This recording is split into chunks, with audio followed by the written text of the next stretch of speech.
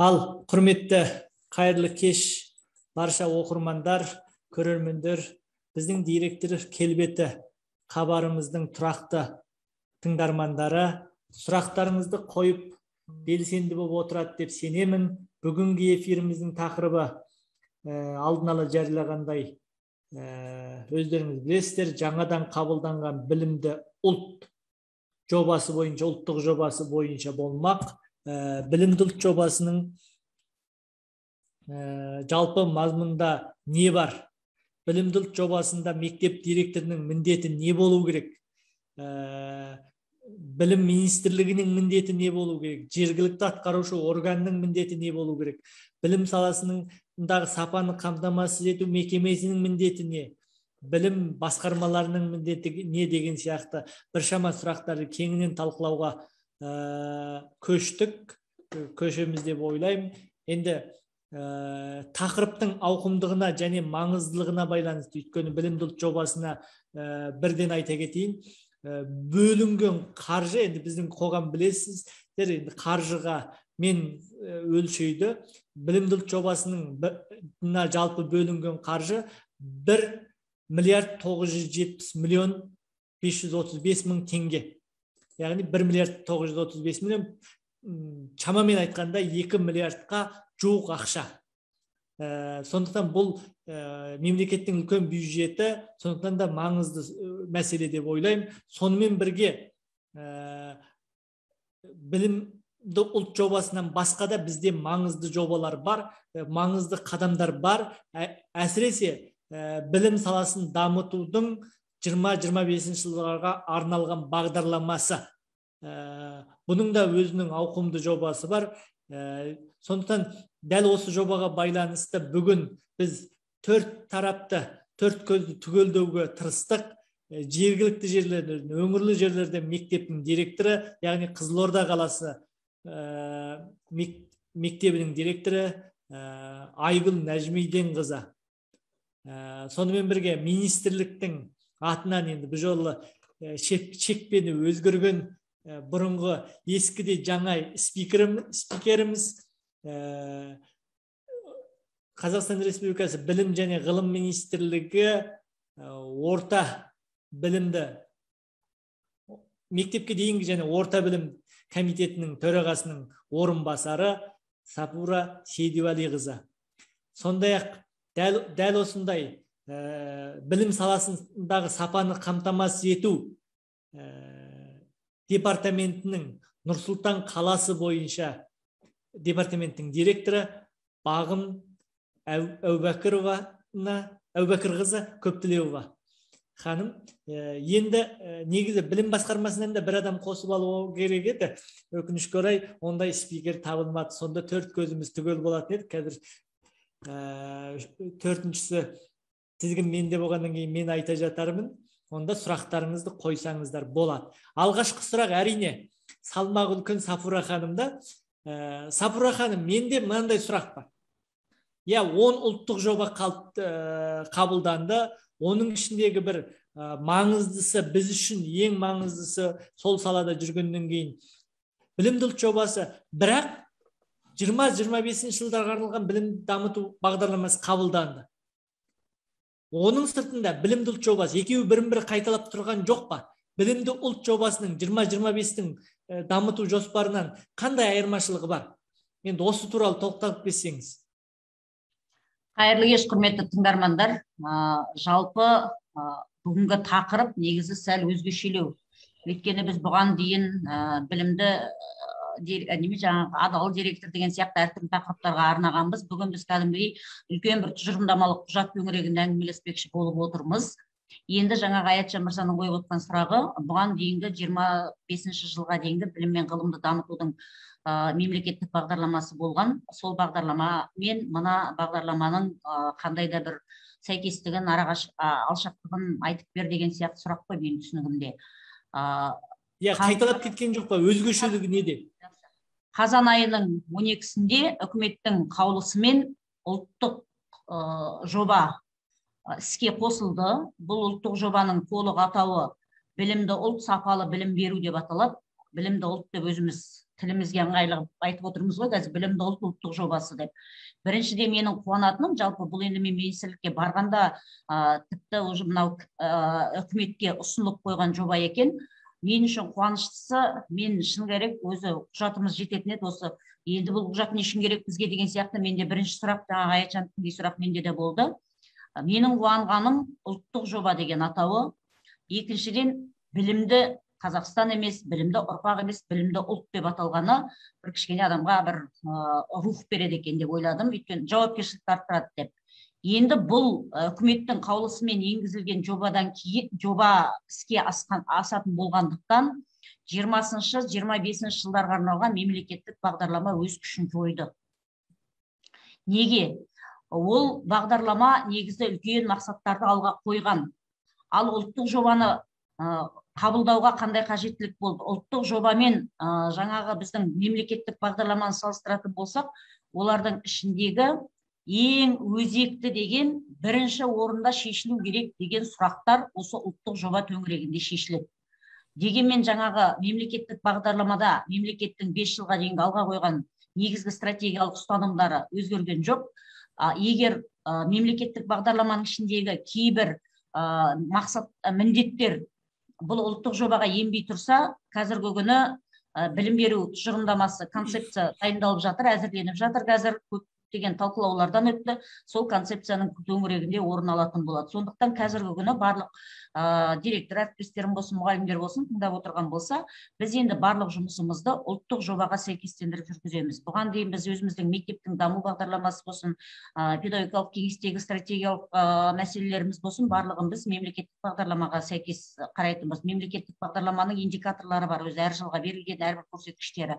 Соған сүйенетінбіз. Енді қазіргісі біздің осы дамудағы негізгі құжаттарымыз, құжатымыз бұл біздің ұлттық жоба болып таңдалады. Енді бұл ұлттық жоба негізінен білім берудегі барлық деңгейді қамтиды. Яғни бұл жерде 5 бағыт бар: мектепке дейінгі бағыт, орта білім беру бағыты, жаңағы 4 бағыт бар, жаңағы кәсіптік және техникалық білім беру және жоғарғы білім. Осы 4 бағытты да қамтыған, 4 бағытқа сәйкес ең маңызды деген 5 міндет алынған. Сол 5 міндетке байланысты 26 ғана іс-шара қамтылған. Бұл жерде кішкене негізгі конкретика көп көрінген, яғни қай жылы қандай деңгейге жетеміз деген мәселелер қарастырылған. Бұл қазір әділет порталында бар, алып әрқайсымыз танысуға болады деп ойлаймын, және бұған дейін де таныстыңыздар деп ойлаймын. Негізгі міндеттер бойынша сұрақты қазір тағы модератор сұрақ қойған кезде аша жатармыз, иә? Мен осы жерде көрсете кетейін, ұлттық жобаны таба алмай жүрген адамдар болса, міне білімді ұлт, сапалы білім берудің ұлттық жобасын бекіту туралы әділет KZ-де тұр, қарасаңыздар болады. Мен бағанадан бері айтып отырған іске асыру мерзімі 20-25 жылдарға арналған білім берудің ұлттық жобасы, міне қаржы көзі 21 жылға арналған, 22 жылға арналған, 23, 24, 25 жылға қарап отырсаңыздар, жыл сайын артып отырған, жалпы 1 миллиард 970 миллион деп бағаны ескерте кеттім. Енді негізгі жауапты министрлік, өздеріңіз білесіздер, білім және ғылым министрлігі, қаржы министрлігі, ұлттық экономика министрлігі және облыстар мен 3 мегаполис қаланың әкімдіктері. Аятжан мырза, бұл жерде сіз ақшасын сәл азайтып айтыпсыз, бұл жерде триллион. Триллион ба? Иә, бүкіл республикаға 5 жылға 2 миллиард ақша жетеді деп ойлайсыз ба? Ар жағында 1000 деген сөзі бар, анжеге 3 нөлді қоспайды. Ойбай, бұл жерде 1000 бар екен, жас. Ана министрліктің құжаттары осылай болады, ар жағына нөлдерін тығып қоятын. Ол да функционалдық сауаттылық, Аятжан. Қалжың ғой, 1 триллион 970 миллиард. 1 триллион 970 миллиард, енді ол үлкен сома. Мен бер жағын айтып отыр екем. Құрметті оқырмандар, қарап ары қарай таныссаңыздар болады. 2 триллион теңге бөліну деген енді білім саласына бұған дейін жасалмаған қамқорлық деп ойлаймыз басым. Енді осы жерде қайтайланып келгім келеді. Біздің ортамызда білім саласын сапаны қамтамасыз ету комитеті деген үлкен комитет бар. Атының өзі дардай, атын естіген кезде менің өзіме жүрегіме бір жылы сезіледі. Өйткені өзі біздегі ең маңызды нәрсе ол білім саласындағы сапа мәселесі. қазіргі көп нәрсені айтсақ та сапа дейміз, бірақ саңғуалап кететініміз тағы бар сапа туралы. Дәл осы білімді ұлт жобасындағы сіздердің департаменттің құзыреті не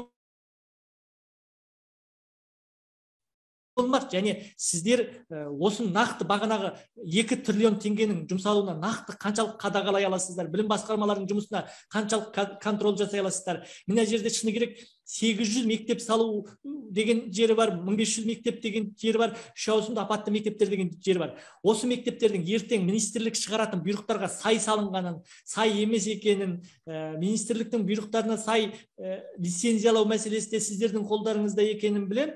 Енді осы жобадағы былай айтқанда қаржының ертең тиімді жұмсалуына қадағалау бірінші құзырет сіздердің мойындарыңызда. Сонымен бірге енді бұл департаменттің атынан болмаса да сіз енді бас қаланың атынан, Нұр-Сұлтан қаласының атынан, сондықтан бұл департаменттегі ең бөлек облыстардағы ең ауыр жүкті сізге түседі. Өйткені әкімдікке де қарамайсыздар, тіке министрлікке қарайсыздар, әкімдіктің де белгілі бір жұмысына баға бере аласыздар. Енді Бағым Әубәкірқызы, осыған дайындықтарыңыз қалай? Енді 21 жыл басталып кетті, ақша бөлініп қойды 160 миллион теңге. Енді сіздердің жоспарларыңыз қаншалық? Не істеп жатырсыздар деген сұрақ. Рахмет, Аятжан Ахметжанұлы. Бұл құрметті әріптестер, құрметті тікелей эфирге қатысушылар, бір күнде қос тойын болсын дейді ғой. Бүгінгі таңда біздің департаменттердің 17 өңірлік департаменттің 10 жылдық мерейтойы өтпекші. Осы неде қараша 18-19-ында соған байланысты біздің департаментте жаңағы видеороликті түсіру рәсімі өтіп жатыр еді, екеуі қабаттасады. Сондықтан кеш қосылғаныма айып етпеңіздер.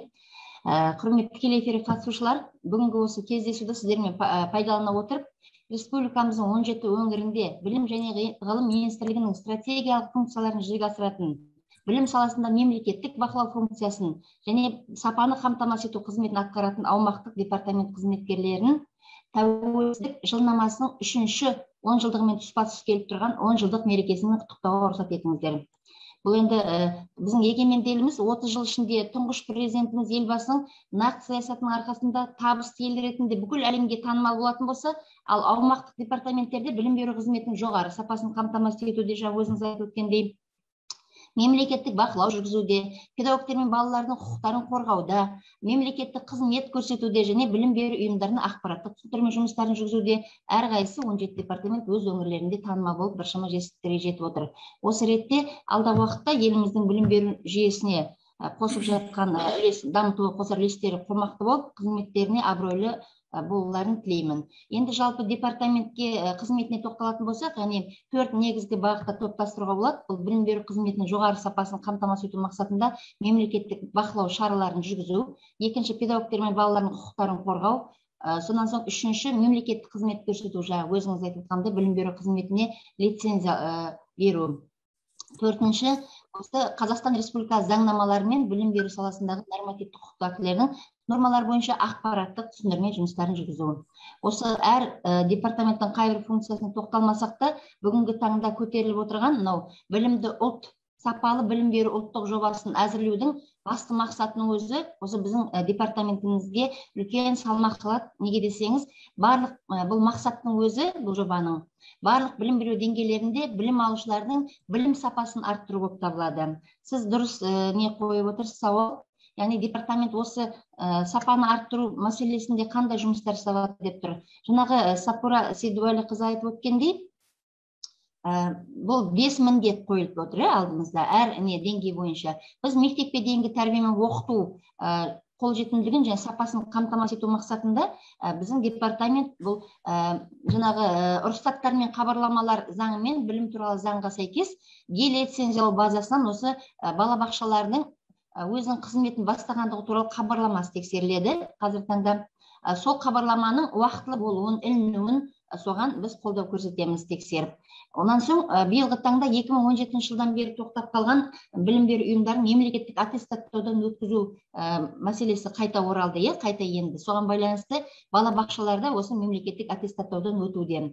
Осы қыркүйек, қараша айларында 5 мемлекеттік балабақша аттестаттаудан өтті. Ал енді 2022 жылдан бастап 25 жылға дейін, яғни 21 мен 25 аралығында 100% мемлекеттік аттестаттаудан барлық білім беру ұйымдары өту үшін балабақша несіне жағына келетін болсақ, мұнда 25% мемлекеттік және жаңағы жеке балабақшалар осы мемлекеттік аттестаттаудан өтеді. Бұл жерде неге басым мені көңілді аударып жатқан себебім бұл мемлекеттік аттестаттаудан өту мәселесіне. Себебі мұнда ең басты мәселе білім сапасының осы білім тәрбие және оқыту қызметінің мектепке дейінгі ұйымдарда мемлекеттік жалпыға міндетті стандартқа сәйкестігін тексеру. Олай болатын болса, стандартқа сәйкес қызмет көрсету деген сөз, ол сол жаңағы мектепке дейінгі ұйымдардағы білім жаңағы сапаның қаншалықты дұрыс еместігін, жеткілікті жеткіліксіз еместігін, яғни қол жетімді жетімсіздігін байқатады деп ойлаймын өзім. Сосын сонымен қатар енді балабақшаларды әсіресе осы білім беру қызметінің сапасын арттыру мақсатында біз алдымен жаңағы жоспардан тексерулер өткіземіз. Өтініш несінде немесе тиісті органдардан, мемлекеттік органдардан түскен ұсынымдама негізінде бұл әкімшілік шарада қолданылып отырады, оны жасыруға болмайды. Айыппұл салынады, әсіресе жекеменшік балабақшаларға. Осының барлығы қарап тұрған кезде осы неде балабақшаларда көрсетілетін қызмет бар ғой, мемлекет, яғни білім беру қызметінің сапасын арттырудың бірден бір өлшем болып табылады. Ал енді орта білім беру сапасын арттыру мәселесіне келетін болсам, екінші мәселе. Әрине, бұл орта білім дегеніміз нағыз білімнің ядросы болып табылады. Өздеріңіз білесіздер, нағыз енді 3 деңгейді қамтиды, бастауыш, негізгі орта және жалпы орта білім беру. Осы білімді сапалы білім беру ұлттық жобасы аясында біз биылғы таңда осы орта білім сапасын арттыруда бірнеше жаңағы шараларды жоспарлап отырмыз. Яғни бұның ішінде жоспарлы жаңағы профилактикалық бақылауды өткіземіз, мемлекеттік аттестаттауды өткіземіз. Солай ғой. Бірақ та осы қандай бір тексеру болмасын, департаменттің функциясына байланысты біз алдымен сол білім беру ұйымдарының басшыларымен немесе педагогтермен кездесеміз, түсіндірме жұмыстарын жүргіземіз және де басшыларына міндетті түрде жаңағы сол тексеру парағы болсын, немесе мемлекеттік аттестаттаудың өлшем шарттары болсын, сонымен барлығымен нақты түсіндіріп барып, осы жаңағы мемлекеттік бақылау шараларын өткізетінімізді сіздерге айтқымыз келеді. Жалпы енді жаңа айтасыз, мына осы ұлттық жоба аясында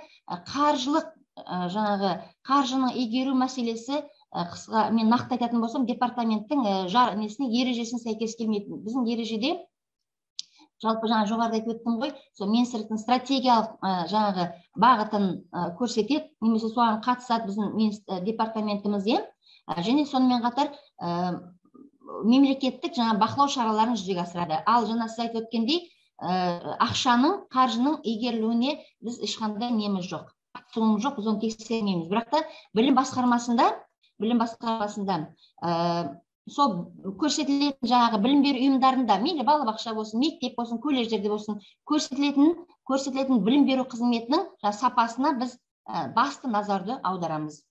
Жоқ, бір нәрсе бар. Айтыңыз.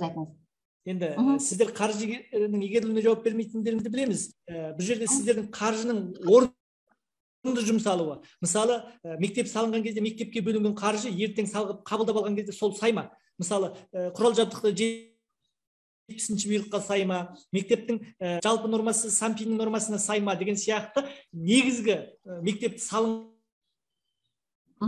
кейінгі жағдай. Әлде мектеп директоры мектепті ашып алғаннан кейін қаңғып жүре ме деген сияқты. Түсіндім. Әркім енді өзінің жаңағы жанына жақын сұрақты немесе бір басынан өткерген өзекті мәселені көтереді деп ойлаймын. Неге десеңіз, мен осы мәселені мынау Қазақстан Республикасының мәжіліс депутаттарымен де бірге, солардың бастамасымен және қалалық мәслихат депутаттарының бастамасымен де мен осы білім беру объектілерін тапсыру, яғни салу, құрылысты сол мониторингке үнемі қатысып келемін, осы 2 жылға жуық ішінде. Ең алдымен сіз өзіңіз айтқандай, осы мектеп ертең балабақша немесе мектеп құрылысы бітіп мектеп неге қолданысқа берілген кезде сіздер ең алдымен сол білімнің сапасын айқындайтын бір факторы материалдық техникалық жабдықтау мәселесі қалай сіздерде жүзеге асуда деп мен жаңағы құрылыс басқармасының басшысымен осы мәселені көтеріп білім басқармасымен бірге қабылдап алу жөнінде ұсыныс көтерген болатындығым. Әрине бұл құрылыстың барысы мониторингленеді, бірақ та қабылдау барысында әрине біздің департамент қатыспайды. Неге десеңіз, республикалық бюджеттен құрылыс салынғанмен де мектептің оның қабылдау фактілері басқа да басқармалардың несінде функциясы болып табылады. Жалпы мен өз тарапымнан департамент басшы есебінде үнемі осы мәселені көтеріп жүремін. Өйткені мынау мектептерде, например, білім және ғылым министрінің 70-ші бұйрығымен бекітілген нормасына шейін дейміз ғой, жаңағы жабдықтандыру нормалары, ал техникалық және колледждерде ол жаңағы 97-ші бұйрықпен бекітілген министрліктің жаңағы жабдықтау нормалары. Осы екі нормалардың немесе сонымен қатар білім беру бағдарламаларында көрсетілген зертханалық жұмыстарда қолданылатын демонстрациялық қолданылатын құрал жабдықтардың болуы міндетті. Соны толықтай өткізуді біз енді өтініш есебінде, ұсыныс есебінде үнемі айтып отырамыз. Соны айтайын дедім. Үшінші міндет бойынша мектептерді жаңа қауіпсіздік немен ортамен қамтамасыз етуге біз мониторингке үнемі қатысамыз. Мектептерде, балабақша, колледждерде департамент қызметкерлері жаңағы бейне бақылау камераларының қандай жаңағы сапалығы немесе тревожный кнопкалардың болуы, яғни балалардың қауіпсіздігін қамтамасыз ету білім беру ұйымының, білім туралы заңның 48-ші бабының 6-шы тармағына сәйкес білім беру ұйымының басшыларына жүктелгендіктен біз осы мәселені үнемі мониторингтеп, сол білім беру ұйымының басшысына жаңағы ұсыныс есебінде ескертулерді айтып отырамыз. 4-ші міндет бұл техникалықпен, яғни жоғары оқу орындарына да біз үнемі қатысады департамент. Енді қай жағынан екен толықтырып айту қажет болса, сұрақ болса қазір айтамыз. Рахмет. Енді кезектесіп біраз теманы қыздырғым келіп тұр. Ортаға сөзге Айгүл ханымды тартсам, енді облыстағы мектептің директорысыз, облыс орталығындағы. Жалпы осы білімділік жобасын оқып шығып, мектеп директор ретінде неге қуандыңыз, не үшін, қай жері ұнады, қай жері ұнамады деген сұрақта қатар қойғым келіп отыр. Не нәрсеге қуандыңыз, не нәрсе қатты ұнады, облыста сіздер үшін бұл жобада шешетін не бар екен, сіздердің қолдарыңызды ұзартатын не бар екен, әйтпесе қолыңызды қысқартатын не бар екен деген сияқты нақты білімділік жобасынан. Рахмет. Директор ретінде. Мен директор ретінде модератормын. Рахмет, Аятжан мырза. Саламатсыздар ма? Әлеуметтік желі қолданушылар, әріптестер. Енді біз мынау үлкен бір ашық алаңда дәстүрлі уже міне 10-шы рет кездесіп тұр. Мынау біздің Сафура ханым, Аятжан мырза кезек модератор болып. Енді мен жалпы ұлттық осы жобаны айтқан кезде мен енді мемлекет басшысының жалпы білім беру саласына үнемі өзінің жолдауларында да, бағдарламаларында да үнемі бақылауында болатын мен назарға салғым келеді. Және білесіздер, осы мемлекет басшысы 10 ұлттық жобаға қол қойды. Соның 10 ұлттық жобасы біздің 3-і білім беру саласына қатысты екен. Яғни білім беру бізде 3 бағыттан тұрса, оқу, ғылыми, тәрбие. Осы 10 ұлттық жобаның 3-і сол біздің 3 бағытты қамтиды. Бүгінгі талқылап отқан біздің білімді ұлт сапалы білім беру осы ұлттық жобасы біз білім беруге қатысты болса, одан кейінгі рухани жаңғыру ұлттық жобасы бұл тәрбие саласын қамтып отыр. Ал енді Жасыл Қазақстан ұлттық жобасы бұл біздің жалпы білім беру саласындағы қосымша білім беру, ғылыми ізденіс жұмыстары, балаларымыздың жаңағы өздерінің деңгейіне, бағытына қарай мынау ізденіс жұмыстарын жалпы Жасыл Қазақстан, Жасыл Ғаламшар дейді. Міне осындай үлкен мына бағыттарды қамтиды. Бұл әрине жаңа айтып кетті, өздеріңіз айтып отырсыздар, мемлекет тарапынан осы жалпы жастардың білім беруіне, жалпы тәрбиесіне, оның жан-жақты дамуына ерекше мән берген атап өтуге болады. Енді мына бүгінгі талқыланып отқан ұлт жоспарындағы сіздің Аятжан мырза сұрағыңызға мен енді мектеп басшысы ретінде бір айтатын болсам, жалпы мынау Сафура ханым жақсы тоқталып кетті. Бұл ұлт жоспары кешегі біздің мемлекеттік білім беру бағдарламасының 20-25-ке арналған. Соған как сабақтас ретінде. Бірақ енді бұл қысқартылған түрі мысалы жаңа мемлекеттік білім беру бағдарламасында ұзақ көп міндеттері, оның ішінде мақсаттары болса, бұл және қысқартылып, осы шағын ғана нақты, керекті, кезек күттірмейтін мәселелерді қамтылған. Және бір тағы айтатыны, жалпы жаңа өзіңіз айттыңыз, бірнеше триллиондаған осы қаржыны қамтып отса, бұл және Нұр Отан партиясының сайлауалды бағдарламасында да осы дәл осы ұлттық жоба, мен өзім кеше қарап отырып, жалпы бағдарламамен салыстырған кезде тікелей осыған қатысты екен. Және осы Нұр Отан партиясының тоже сайлауалды бағдарламасы 21-25-ке арналса, осы 21-25-ке дейінгі жалпы өзінің даму жол картасындағы индикаторлар, көрсеткіштері осы ұлттық жобада толық қамтылған. Яғни бұның ішінде біз толық сеніммен айта аламыз, мен бірінші қуанғаным, яғни қаржылық көзінің қарастырылғаны. Енді білесіздер, қай саланы болмасын, тем более әр нені бастаманың алдында оның қаржылық көзі болмаса, әрине басы басталады да, ол сөз жүзінде қалып қоюы мүмкін. Сондықтан біз бірінші қуанғаным бұның қаржылық көзінің қарастырылғаны. Ал жаңағы Нұр Отан партиясының сайлауалды бағдарламасында да әрбір индикатор бойынша өзінің, мысалы біздің Қызылорда облысында, мысалы бізде 6 мектеп Қызылорда қаласында салу керек болса, осы бағдарламада ұлттық жобада бұл да қамтылып кеткен. Яғни мектептердің санын 1000-ға дейін жеткізу. Алғашқы кезде 800 болды, кейін кешегі жолдауда Қасым-Жомарт Кемелұлы Тоқаевтың өзінің есінде осы, яғни жалпы халықтың санының көбеюіне байланысты, жалпы білім беру несіне байланысты 1000-ға дейін көбейту. Және екінші бір қуанатын жағдай, жалпы біздегі балалардың қазір соңғы кездегі бізде олқылықтар дейді ғой, көпні функционалдық сауаттылығы. Міне осы ұлттық жобада жеке-жеке кәдімгі нақты осы жерде қалай көтеруге болады, оның әр қарай әдістемесімен және оның міндет мақсаттары толық көрсетілген. Бұл да біздің білім беру саласындағы жалпы қызметкерлер үшін, жалпы біздің оны несін жасырамыз? Функционалдық сауаттылық бізге кіргеннен бері жалпы көрсеткіші халықаралық деңгейдегі көптеген мемлекетпен салыстырғанда бізде төмен. Міне сондықтан да осы жерде PISA дейді ғой, PISA-ны бізде нақты ашып көрсеткен. Яғни бұның осының әр оқу сауаттылығы бойынша, математика сауаттылық бойынша, яғни 5 жылда қанша балға көтеру керек екен осы жерде нақты қылып көрсетілген. Нақты осы жерде тоқталғым келіп отыр. Иә, қаржылық осы жерде айтып кеткім келеді.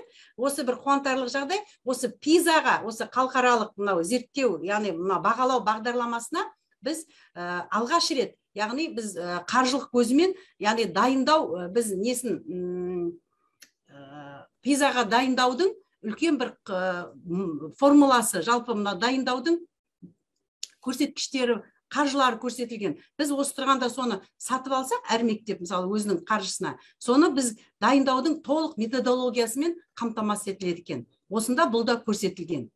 Одан кейінгі бізде тағы да осының ішіндегі бір осы ұлттық жобадағы жалпы білім беру саласындағы бір қуантарлық жағдай, ауыл мен қала мектептерінің арасындағы алшақтықты жою.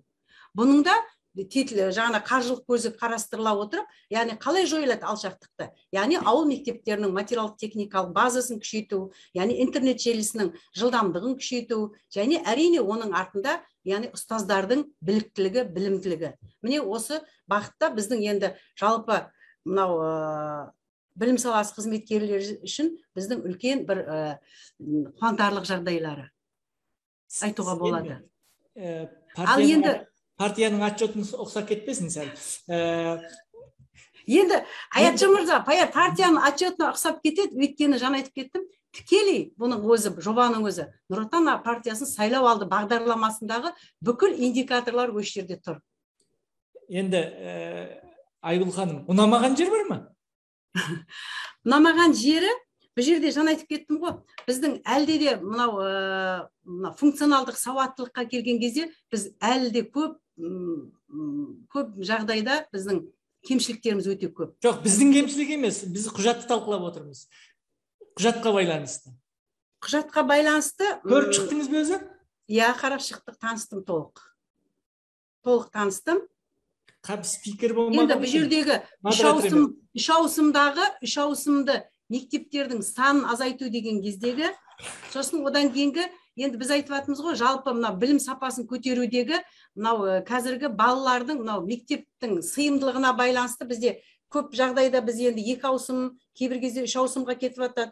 бұл жаңа білім сапасының көрсеткішіне көп жағдайда кері әсерін беріп жатады ғой. Міне осы жерде осындай бір проблемалар бар. Бұл құжаттағы емес, өмірдегі проблема ғой. Енді Сафура ханым, құжатта да 3-ші міндетте көрсетілген осы проблема. Жоқ, міндет бар екенін біліп отырмын. Сафура ханым, енді сұрақты тіке сізге бағыттағым келіп отыр ғой. Бағанағы отчет демекші, бізде кейбір отчеттер маңызды ғой. Бұған дейін де жобалар болды. Мысалы, рухани жаңғыру жобасының арт жағы тек қана емлемен әрбір іс-шараға жапсырып жіберіп тірлік істеу болды. Өткен биыл 30 жылдықтың өзінде мектепті тазалауды 30 жылдыққа арнап мектеп тазалаған ұйымдарды да көрдік, өзіңіз білесіздер. Бүгін 30 жылдыққа байланысты мектеп тазаладық деп. Сондай жобаларды өзіңіз де білесіз. Мына жерде мен бір нәрсеге нақты сұрақ қойғым келеді. Мектепке дейінгі тәрбие және оқытумен қамтамасыз ету 3 жастан 6 жастағы балалардың үлесі 21 жылы 99%, 22 жылы 99,3%, 23 жылы 99,5%, 24-те 99,7%, 25 жылы бұл мемлекетте 100% іске асады дейді. Мен бірінші кеткім кеп отырған жоқ. Ана 2025-ке. 2021-дегі 99% деген отчет шынымен қайдан алынған? Бүгін балаларды қамтамасыз ете алып отырмыз ба 3 жаспен алып? 99% деген енді жуықтап айтқанда 100% деген сөз ғой, енді бір-ақ пайыз. Яғни бұл отчет мен үшін дәл осы жер өтірік сияқты болып сезілді. Нақты осындай сан цифрлар ертең өтірік өріп кетпей ма? Айтшаны сендіру қиын екен, білем. Сен жаныңда отырған адамға әрең сенесің, сондықтан сен бұл құжатқа сенуің енді біраз уақыт талап етеді. Жалпы мен жаңағы алдағы спикерлерге байланысты айтқан ойларына бір-екі ой қосып кетсем. Мысалы, жаңа Бағым Абакировнаға айтылды ғой, мысалы, осы бөлініп жатқан қаражат дұрыс бөлініп жатыр ма, сіздердің қандай үлестеріңіз бар деп. Мен айтқым келеді, қазіргі күні біздің мемлекеттік басқару жүйесінде бұл мынау вертикальды басқарудан гөрі жобалық басқаруға көп көңіл бөлінгенін енді ғана министрлікке барғанда түсініп жатырмын. Яғни қазіргі қабылданған жобада тек қана білім министрлігі немесе жекелеген бір әкім жауапты деген ұғым жоқ. Бұл жобаны іске асыруға барлық жергілікті атқарушы органдар, барлық министрліктердің өздерінің құзыреттік шеңберінде, яғни қандай мәселеге қатысы бар деген сияқты. Сондай-ақ біздің министрлікпен қоса бұны бақылайтын кәдімгі депутаттар, жаңағы әртүрлі қоғамдық ұйымдар болсын, барлығы бұны бақылауға қатыса алады. Екіншіден, бұл жердегі қаражаттың іске асырылуы жекелеген бір адамдарға ғана қатысты емес. Мен біріншіден ең бастысы бұл білім саласына бөлініп тұрған қаражат болғандықтан, білім саласындағы әрбір адамның осы міндеттерге жауапкершілікпен қарауы керек екенін айтқым келеді. Себебі біз көбінесе директор болып отырсақ та өзімізден жауапкершілікті итере салып біреуден көруге ондайға бармыз, енді бейінбіз, бұрыннан бар. Мысалы, кейбір мәселе мектептің мәселесін шеше алмай жатсақ, ақшасының айлығының аздығына бір сылтаурататын адамдар да бар, директор әріптестерім өкінішке орай. Бірақ сол директорлыққа келе жатқанда конкурсқа сол жердің айлығының қандай екенін біліп келеді. Аятжан, сен міне келдің, айлығының азайғанын келдің, енді сылтауратып айлығым аз, сондықтан мен жұмысты салғырт істедім дей алмайсың. Дәл осындай көзқарас әрқайсымызға керек.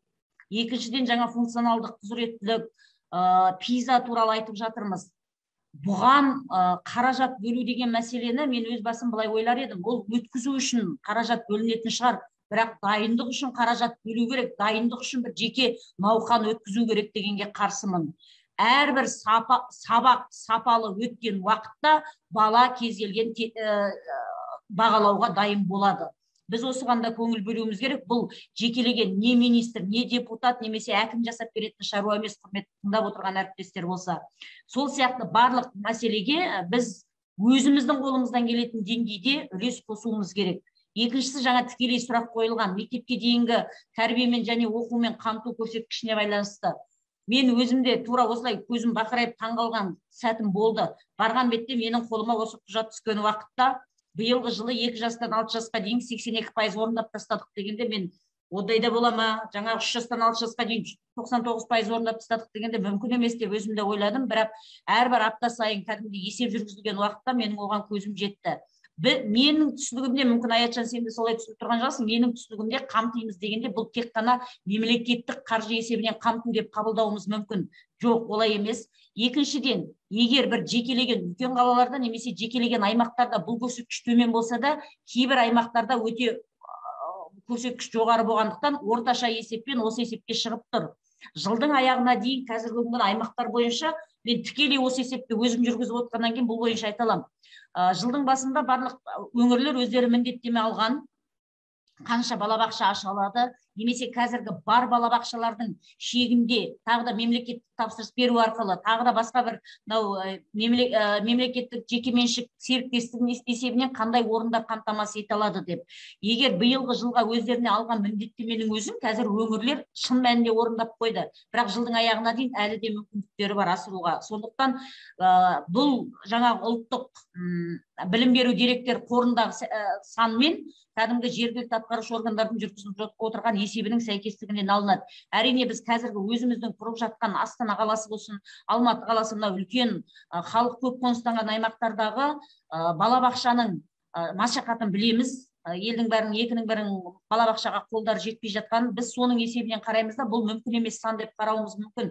Дегенмен бұл сан шын мәнінде есеп жүргізіліп отырған сан.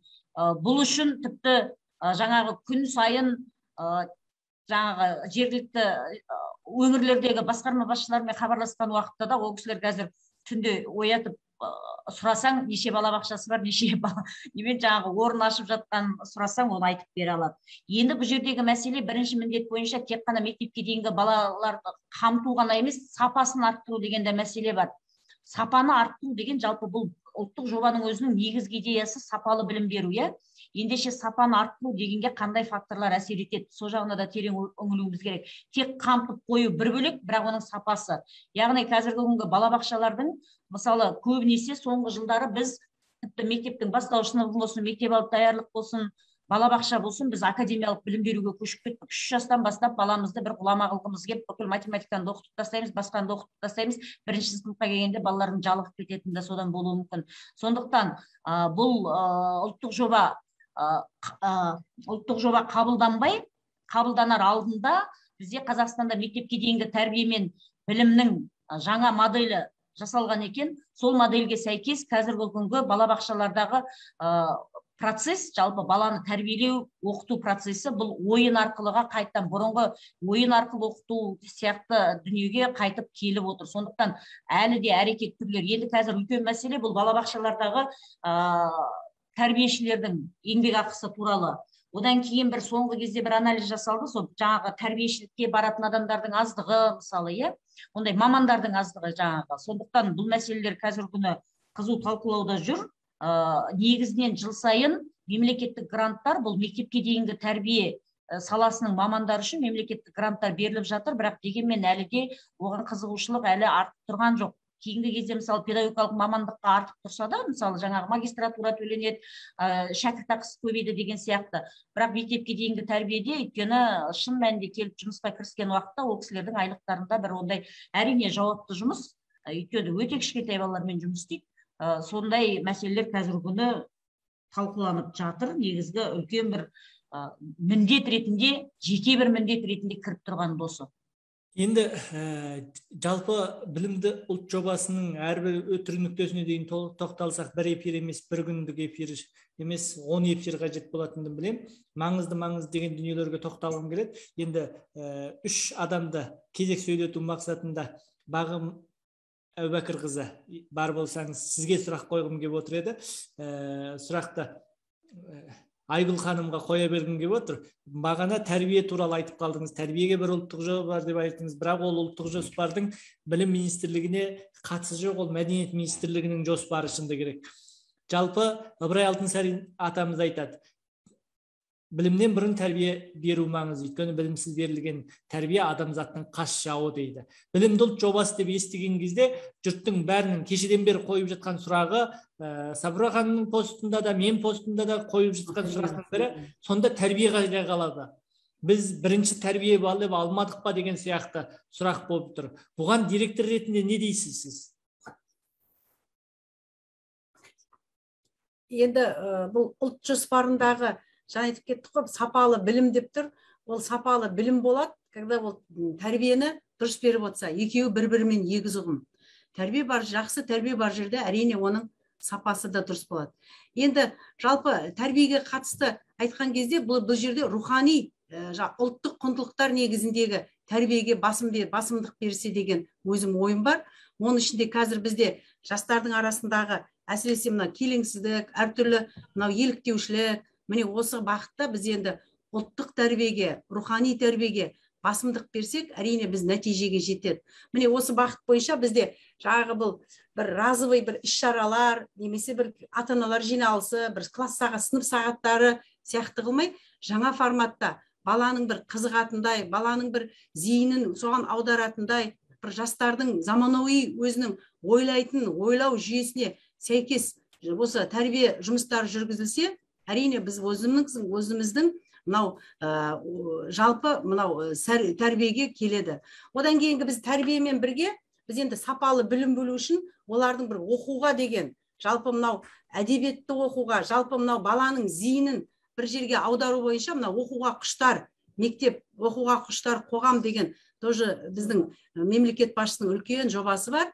Міне осы жобаны байланыстыра отырып жүргізсе, осы жобамен тәрбиені екеуі оқуға құштар ұлт, оқуға құштар қоғам, міне осыны бірлестіріп байланыстырып жүрсе, әрине біз мынау тәрбиелі, саналы, мынау жан-жақты ұрпаққа біз қол жеткіземіз. Міне осы бағытта да мектептер тікелей осы мынау бірнеше осы жобалар бойынша оқуға құштар мектеп, отбасы мектеп, міне осы жобалар бойынша жұмыстарын жүргізіп жатыр. Бұл және біздің өңірде жақсы жолға қойылған. Аятжан мырза, өзіңіз де білесіз, бірнеше рет келіп кеттіңіз. Біздің өңірдегі мынау лига, серіктес директорлар лигасында да осы тәрбие бағыты тікелей біз өзі бағыт ретінде алынып, тікелей білім басқармасының тарапынан үлкен бір бақылауда десе де болады, қолдауында десе де болады. Осы тәрбие бағыты бізде тікелей жұмысты осындай жүйелі түрде жүргізсе ғана біз нәтижеге жеткіземіз. Сафура ханым, айланып келіп сұрақты сізге бұрғым келіп отыр. Осы білімді ұлт жобасында тәрбиеге байланысты не бар? Жалпы тәрбиеге мүлдем ауыз ашпай кету қаншалық әділетті білім сапасын айтып отырып. Енді әр өңірдегі белгілі бір істеліп жатқан отчеттарға мен көз жұмбаймын. Құрметті оқырмандар, құрметті көрермендер, енді мына жерде модератор ретінде мен сыни ойлауға мәжбүрмін. Мен эфирде отырсам басқаша сөйлеуім мүмкін, бірақ мен тізгінде отырғаннан кейін кейбір сұрақты бұрып алуға мәжбүрмін. Сондықтан дұрыстап неғіңіздер, Аятжан кір іздеп отыр демеңіз, бірақ мен нақты дүниеге сыни тұрғыдан қарауға мәжбүр болып отырмын. Сафура ханым, сіз не айтасыз мектеп директоры ретінде осы тәрбие мәселесіне? Мен директор ретінде де, мұғалім ретінде де, қазіргі қызметтегі жұмысым ретінде де ойлайтыным мынау: білім мен тәрбиені ешқашан ажыратудың қажеті жоқ. Бұл жерде біз сапалы білім беру десек, ол жерде тәрбие мүлдем шетте қалады деп қабылдаудың қажеті жоқ. Жалпы айтқан кезде өзі білім саласы деп айтамыз. Ол білім саласының ішінде тәрбие жоқ деген сөз емес қой. Білім және ғылым министрлігі дегеннің өзінде тәрбиемен айналыспайды деген де сөз емес. Сондықтан бұл сөзге қараудың қажеті жоқ деп ойлаймын. Бір. Екіншіден, менің жалпы өзімнің бұған дейінгі көзқарасымда да біздің әрбір сабақ тәрбие болу керек. Әрбір сабақ. Біз елдің бәрін жинап алып, қазір 2 сағат мораль оқып, немесе бір 20 минуттық бір акция өткізіп, айғайлатып қойып, ту көтертіп қойып, үйтіп адам тәрбиелей алмаймыз. Баланың алдындағы ересек адам үлгі. Яғни біз өзіміздің сөйлеген сөзіміз болсын, біздің ұстанымымыз болсын, біздің әрекетіміз болсын, балаға үлгі. Тіпті қазір көбінесе осы оқу керек, оқуға құштар мектеп деп жатқан адамдардың теңгерсін өзі кітап оқымайды. Бала ол өтірікті сезеді, біледі, содан кейін бала оны оқымайды. Және ондай акциялардың ешқандай пайдасы болмайды. Сондықтан мен өзімнің директор әріптестеріме, мұғалім әріптестеріме барлығына айтатын нәрсем осы. Мен қазір тәрбие сағатын өткізіп, аптасына бір рет бір сынып сағатын өткізіп, адамды тәрбиелеп тастаймын деген нәрсе өтірік ол.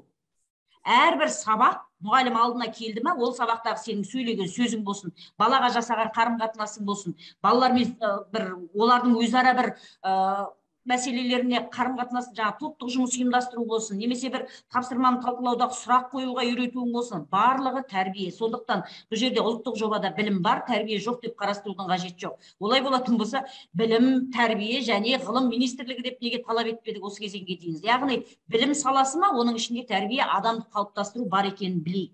Екіншіден, жаңағы бұл жоба, мына жоба деп мен жаңағы айтқан жобалық басқару деген дүниенің негізгі түбі мынада.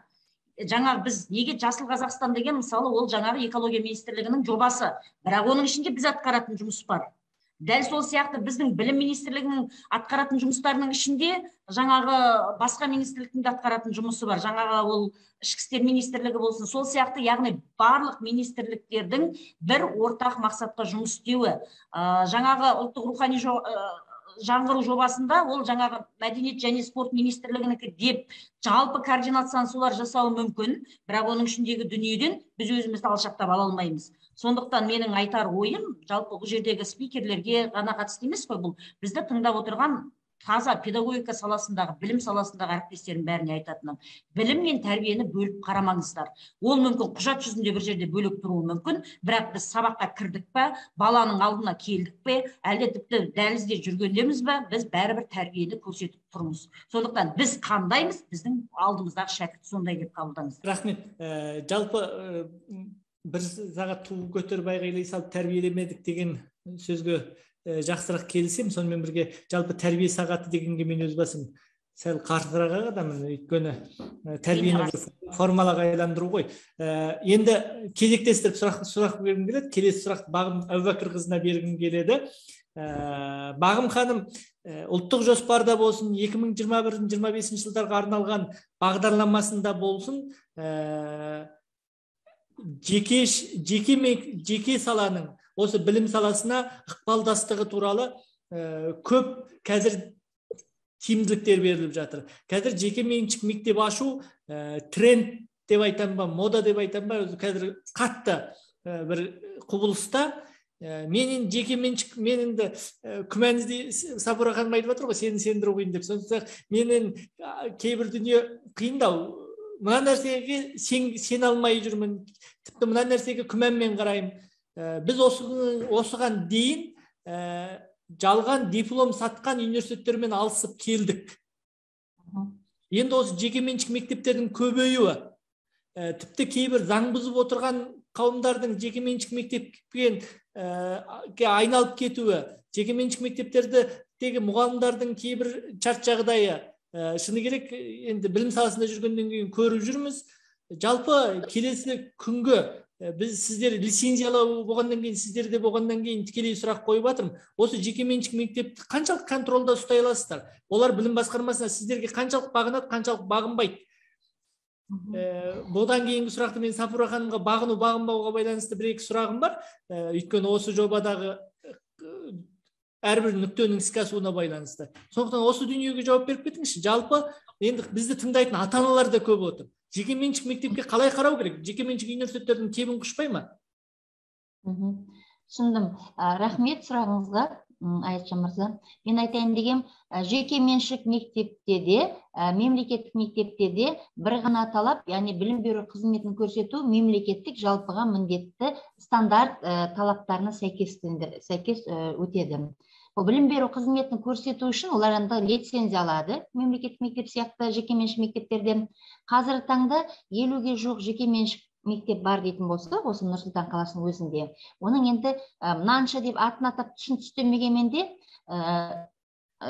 лицензиясыз жұмыс қызмет көрсетіп жатқан жекеменшік мектептерде бар. Өйткені лицензия алуға өтініш береді, бірақ та жаңағы өзіңіз айтқандай, жаңағы педагогтердің сапалық құрамы дұрыс болмайды.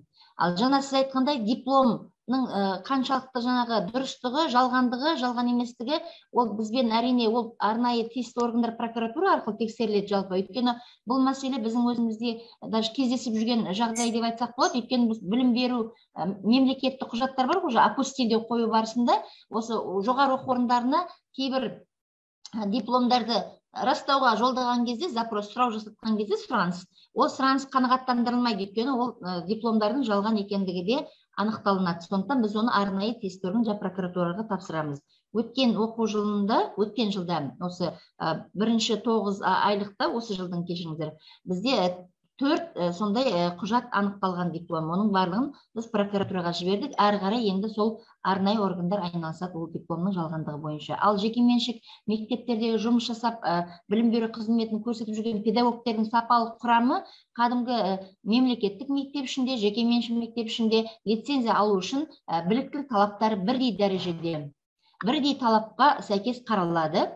Мысалға, сапалық құрам гимназияда немесе жаңағы лицей, жеке жалпы білім беретін мектептерде әртүрлі сапада пайызда ғой, білесіз ғой, құрамы қанша болу керегіне, 25 болсын, 30% болсын, мысалға педагог сарапшы, педагог жаңағы зерттеуші, педагог шебер нелері, білікті санаттары бойынша мұғалімдердің құрамы жай мемлекет мектепте, жекеменшік мектептерде бірдей болады. Егер де ол неге жетпейтін болса, ол деңгейге жетпейтін болса, онда ол 20 рет болсын, 15 рет болсын, 10 рет болсын, оған дейін жаңағы кейін қарай қайтарылып, жаңағы отказ алып отырады.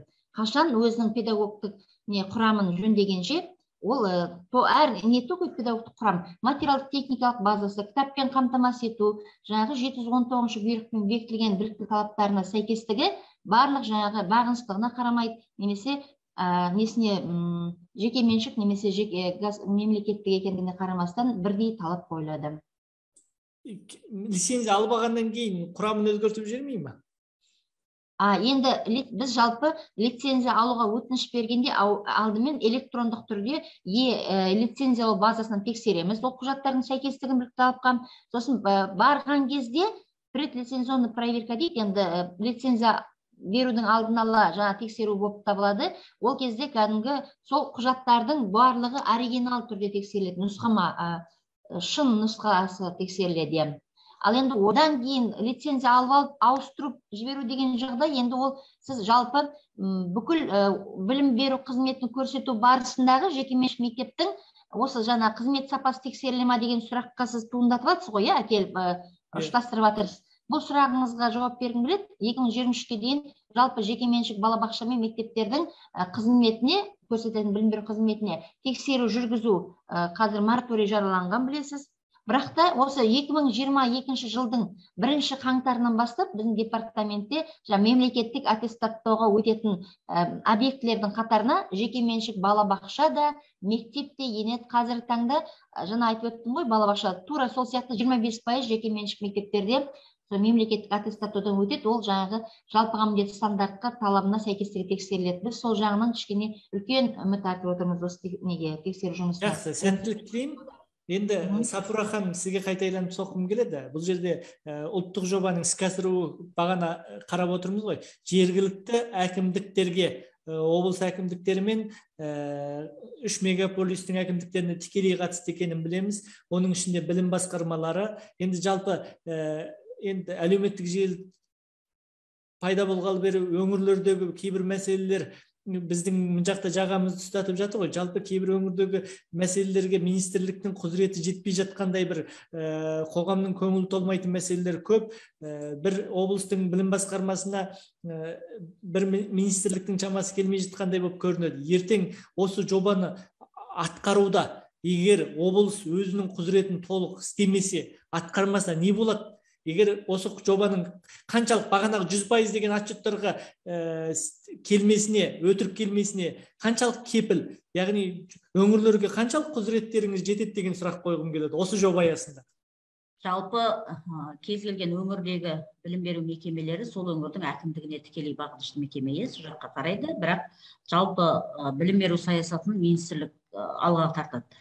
Бірақ қазіргі күні тағы да айтайыншы, жаңағы біздің ұлттық жобаның іске асуына қазіргі күні әкімдік, жауапты әкімдік жарайды, өтірік бізге отчет берді дейік, біз соған сеніп отырдық дейік. Бірақ қазіргі күні мынау депутаттар бұл жобаның іске асырылуын бақылауға олар мүдделі. Тіпті олар жаңағы жергілікті жерлерге өздерінің іс сапарымен шыққан уақытта да оның барлығына бақылау жүргізе алады. Сондықтан бұл жерде бақылауда тетіктері де қарастырылған. Сондықтан енді бұл қалай десем екен, бұл жобаның бір соншалықты өтірікке айналып кетуі мүмкін емес деп ойлаймын. Мүмкін қандай да бір өңірлерде игерілмей қалған, немесе жаңағы мақсатты жұмсалмай қалған жерлер болатын шығар, немесе жаңағы индикаторлардың орындалмай қалуы болатын шығар. Бірақ дегенмен мен тағы да айтқым келетіні, бұл жерде қарапайым халықтың өзі бұл бағдарламамен, жобамен таныс болса, олар да сол сапаны талап ету керек та. Балабақшаға баратын ата-ана балабақшадан сапаны талап ету керек, мектепке баратын баласы бар ата-ана мектептен сапаны талап ету керек, колледжге баратындар колледжден сапаны талап ету керек. Жаңағы егер камера болады деді ма, ол камерасын талап ету керек. Сол кезде тек қана оны бір жергілікті жаңағы не министрлікке, немесе әкімдікке, немесе депутаттарға ғана ысырып салмай, қоғамнан толық бір осындай бір талап болған уақытта, яғни біздің өзіміздің функциямызды өзімізден талап етсе, сол кезде кішкене болса да ол дұрыс жолға жүреді, өтеді деп, дұрыс жолға қойылады деп ойлаймын. Құрметті тыңдармандар, енді сіздердің сұрақтарыңызға көшсем деп ойлаймын. Фейсбуктан оқырмандардан түскен сұрақ, қысқа нұсқа жауап берулеріңізді сұраймын, өйткені тура 1 сағат эфирде отырмыз, 10 минут уақыт беремін, сондықтан 5-6 сұрақ бар, қысқа нұсқа. Бірінші сұрақ, мұғалімдерді лицензиялау мәселесі қарастырылып жатыр ма? Қазіргі күні мұғалімдерді аттестаттау рәсімі бар, одан кейін сертификация деген мәселе бар. Басқа саладан қайта даярланып, немесе ұзақ уақыт педагогикадан қол үзіп қалған адамдардың мектепке қайту үшін, бірақ лицензиялау деген мәселе ондай көтерілген жоқ, қаралып жатқан жоқ. Мұғалімдерді аттестаттаудың механизмін дұрыстап алсақ, оны бір кәдімгі шынайылыққа жақындатсақ, тек өтірік бір 5 жылда бір рет бір баланы олимпиадаға шығарып қойып, сонымен мен зерттеуші болуым керек деген сияқты бір талаптардан мұғалімдер өздері зерттеу жүргізе отырып, өз әрекеттерін зерттеп, өздерінің өсу деңгейін өздері бағалай алған уақытта бізде барлығы дұрыс болады деп ойлаймын. Физия халықаралық зерттеу нәтижесінде Қызылорда қаласындағы мектептердің нәтижесі солтүстік Қазақстандағы ауыл мектептері көрсеткішінен төмен дейді. Неге? Себебі дейді. Бұндай мәселе бар. Бұл жерде Шығыс Қазақстан облысында ауыл мектептерінің білім көрсеткіштері жоғары болып шыққан. Бұл жерде бірнеше фактор болуы мүмкін. Бұл ауылдағы кадрдың тұрақтылығы, одан кейін ол өңірдегі тестілеуге қатысқан оқушылардың үлесінен де болуы мүмкін. Енді кейбір аймақтарда кадр тұрақтылығы бар. Әсіресе мен айтар... Аталған өңірдің директорына қойған сұрақ еді негізі. Кешір. Бәріне жауап бермесеңізші. Дұрыс, жаңа мен өзім бағана сөзім Аятжан мырза айтып кеттім. PISA халықаралық бағалау, зерттеу бізде үлкен мәселе. Осы бағытта біз жаңа айтып кеттік, жыл-жылға бөліп, яғни осы мынау сауаттылықтан, оқу сауаттылығы, математика сауаттылықтан көбейту жөнінде қарастырылған. Мен жаңа айтып кеттім, осы PISA халықаралық зерттеулердің бағалау көрсеткішін дайындауға бізге тренажер, жаңа бағана Сафура ханым айтып жатыр, қаржылай осы тренажерларға біз сатып алуға біз қаржы қойылды. Осы тренажерлар бізге көмектеседі деп ойлаймын. PISA дайындау, халықаралық дайындау несіне. Енді жаңа айтып кеттік қой, көп жағдайда мен өзім ойлаймын, мұғалімдердің, ұстаздардың біліктілігі, әдістемесі әлсіз болып жатады. Осы мынау функционалды сауаттылыққа келген кезде, жалпы мынау халықаралық PISA емес, жалпы TIMSS бар, PIRLS бар. Міне осылардың барлығын дайындайтын кезде бізде мұғалімдердің әдістемесі, біліктілігі әлсіздігінен болып жатыр. Міне осыны олқылықты жою мақсатында біз биыл қаржы қарастырылып, жаңа тренажерлар арқылы біз енді көрсеткішімізді көбейтеміз деп ойлаймын. Қызылорда қаласы жаңа сіз айттыңыз ғой, төмендеп. Оны біз білеміз, төмендеу талқыланды. Бір ауыз мен қосып кетейін, сосын сіз айтарсыз. Бір нәрсеге мен қарсымында, біз 11 жыл баланы оқытамыз, 11 сынып ұлттық бірыңғай тестке дайындаймыз. 11 жыл баланы оқытамыз, орталықтан физияға дайындаймыз. Сонда оқу бағдарламасы неге оған дайындамайды? Оқу бағдарламасын оқыған бала неге ұбт-ға дайын болып шықпайды? Оқу бағдарламасын оқыған баланы неге біз ұбт-ға дайындап шығара алмаймыз мектептер? Неге бала басқа жаққа барып қаңғып жүру керек? Әйтпесе бала физияға дайындау үшін арнайы дайындықта не үшін оқу керек? Ол білім бағдарламасында тұрмау керек па деген сұрақ туады да менде. Сафура ханым, не дейсіз? Енді тура осыны айтқым келген, өзі ұбт-ға дайындық деген сөзден қашушы едім, сол нәрсеге үзілді-кесілді қарсы болушы едім. Енді қазір PISA-ға дайындық деген дүние шықты. Сапалы сабақ өткізейік деген міндет қойыңыздаршы мұғалімдердің алдына. Сабақ сапалы болсын деген болды. Ал енді жаңа кәсіби өсіру деген ол басқа тақырып. пизаға дайындық деген тағы да бір науқан болып қалады да, немесе ұбт-ға дайындық сияқты науқан болып қалады. Науқандық шарадан қашу керек та, кәдімгі жүйелі түрде, кешенді түрде іске асатын шараларды қамту керек. Балабақша мен бастауыш сыныпта үш тілде оқыту қажет па дейді?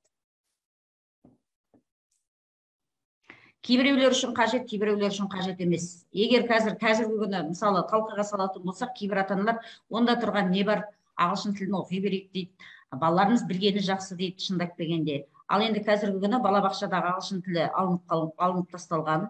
Одан кейін 12 жылдық, алдағы уақытта 12 жылдыққа көшу деген мақсатымыз бар ғой, сол 12 жылдықтың қазіргі концепциясын жобасында да қарастырылған. Бұл бастауыш сыныптағы ағылшын тілі, жаңағы орыс тілі пәндері бойынша. Сондықтан негізгі менің жеке ұстанымымда шын мәнінде бұл ерте жастан өзінің ана тілінде білім алғанды мен де қолдаймын.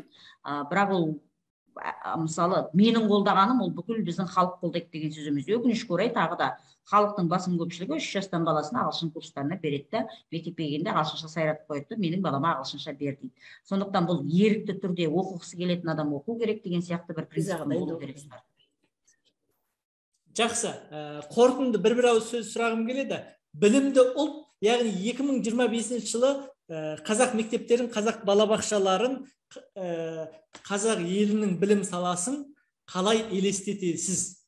Жасыңыз үлкеніңізден кішісіне қарай қоя берейін. Бағым Әубәкірқызы, 25 жылға білім саласын қалай елестете аласыз? Енді сіз экс-директорсыз, мектепте бәлен жыл өміріңізді арнаған мұғалімсіз, директорсыз, білім министрлігінде отырған адамсыз, білім сапаны қамтамасыз ету. Сіз көрген білімнен бүгінге дейінгі білім алдағы 4-5 жылдық сізге қалай елестейді? Рахмет сұрағыңызға. 5 жылдан кейін осы эфирді қойып беремін өздеріңізге. Өтірікші боқамаңыздар. Енді жаңағы функционалдық сауатты білім алушыны дайындаймыз деп үнемі айтып келеміз ғой, бірінші күн емес айтылып жатқан. Сондықтан мен ойлаймын, адам жақсы сөз жарымыш дейді қазақта, солай емес пе? Сондықтан қазіргі таңда қоғамның жаңағы дамуына байланысты, білім саласының дамуына байланысты сол осы неге енетіндей педагог, осы жаңағы неге технологияға енетіндей ер алатындай, алға қарай жүретіндей педагог, және сол педагогтың берген білімін қабылдай алатындай оқушыға қол жеткіземіз деп ойлаймын. Әумин. Айгүл ханым. Енді Аятжан мырза жаңа айтып жатырмыз ғой, адам әр нәрсеге сеніммен, бір үлкен үмітпен қараса, әрине біз үлкен жетістікке қол жетеміз. Жаңағыдай алдымыздағы отырған шәкірттерімізге біз енді білімді, ұлт сапалы жаңағы білім беруге біз тікелей міндеттіміз. Енді мағына сөзім басында айттым. Бұның жоспардың мен 100% жүзеге асырылатынына толық сенімдіміз. Өйткені бұның қаржылық көзі қарастырылған. Ал енді бұл үлкен жобаны жүзеге асыруда жүзеге асып жатса, әрине біз жаңағы үлкен бір жан-жақты ойлайтын саналы ұрпаққа тәрбиелейміз деп мен сеніммен айта аламын. Мен сенемін. Ол сеніммен қарау керек. Сенім болған жерде әрине артында үлкен нәтиже бар. Сеніммен. Мен жалпы өзі кез келген нәрсеге позитивпен, оптимистік көзқараспен қарайтын адаммын. Сондықтан мен де сенемін. Бір екіншіден, екеуміз айнаның екі жағындамыз ғой жалпы. Иә, саған ер көзі ана Асанғайға ұқсап кетпесем болды деп ойлаймын кейде. Бірақ бәрібір сеніммен қарау керек. Бір екіншіден жалпы кез келген нәрседен түңіле берудің қажеті жоқ. Шын мәнінде білім саласында өте бір жақсы жекелей қарастырсаңыздар да, өздеріңіз мектебіңіздің ішінде қарасаңыздар да өте бір жақсы дүниелер, өзгерістер болып жатыр. Ол болуы заңдылық, өйткені қазіргі ұрпақтардың алмасуы деген дүние бар. Егер бұған дейін 20 жыл, 30 жыл бойы бір әрекет, бір құндылық қалыптасып қалған болса, қазіргі күні 2 жыл сайын, 3 жыл сайын көзқараста өзгереді, құндылық та өзгереді, ұрпақ та өзгереді. Қазір жедел өзгеріске кіріп жатырмыз. Сондықтан бұл жерде шын мәніндегі әрбір адам, ересек адам, ұлтқа жанашитын, ұлтты ойлайтын, өзінің ұрпағын ойлайтын, тіпті ұлтты ойламаса да өзінің ұрпағын, келешегін ойлайтын педагогтар әсіресе бұл жағына салғырт қарамайды деп ойлаймын. Өйткені шын мәнінде біздің әрбір әрекетіміз біздің осындай үлкен бір жиынтық түрдегі сапаға әкеледі. Бір жай ғана ой анау да жаман, мынау да жаман дей берсек, енді жаман болса бір жақсы жаққа кетіп қалуымыз керек, немесе жақсы нәрсемен айналысуымыз керек та. Біз енді өзіміз осы педагог болып қалып, осы педагогикалық саланы таңдап отырғаннан кейін анаған да қарсы болып, мынаған да қарсы болып, мынау да дұрыс емес, мынау да дұрыс емес дей берсек, соны дұрыстайық енді. Шын мәнінде мен де қазір өз-өзіме бір үлкен жауапкершілік алдым ба деп ойлаймын. Маған директор ретінде өйстіп эфирға шығып, анау да дұрыс емес, мынау да дұрыс емес дей салған оңай болатын еді. Ал қазір мен сол дұрыс еместің бәрін өзім ішіне кіріп көріп, бірақ бәрі дұрыс емес деп тағы айта алмаймын. Бұл жерде көп нәрсені мен бұған дейін де айтатын едім. Мына педагог статусына байланысты заң қайда қалды деп айғайлап жатамыз ғой бәріміз. Анау болып қалды, мынау болып қалды деп. Бірақ заңды шығарып дайындап әзірлеп берген білім министрлігі болса, оны қабылдаған мәжіліс, қол қойған президент болса, енді оны іске асыратын ол кісілер емес қой, оны іске асыратын жергілікті орындар.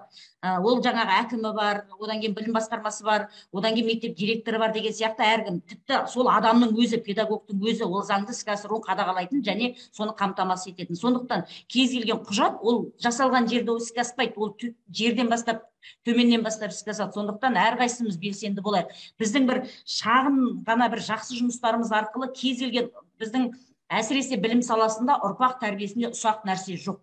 Біздің кез келген сөзіміз де, кез келген қимылымыз да ол дұрыс дүние болу керек. Рахмет. Сонда ғана біз жаңа 25-ші жылы күшті білімді ұлт деп отырамыз. Рахмет. Енді арасында мен сияқты мындай бір күмәнмен қарап, сынмен қарап, көзбен қарап отырмасақ, коммунизмдік қоғамға ертерек жетіп кетерміз. Коммунизмдік болып кетерміз. Енді сында керек, кейде сынмен сынау екі басқа нәрсе, сыни көзқараспен қараумен сынау екі басқа нәрсе. Біз сынасақ жанашырлықтан сынаймыз ғой. Әйтпесе нервімізді құртып текке неміз бар. Енді күмән деген дүние әрқашанда болады. Себебі бұған дейінгі жобалардың да кейбір сиырғымшақтанып кеткен жақтары бар. Сондықтан сиырғымшақтандырмай әркім өзінің міндетін дұрыс атқарса, бұл жоба үлкен деңгейде іске асады деп ойлаймын. Өз басым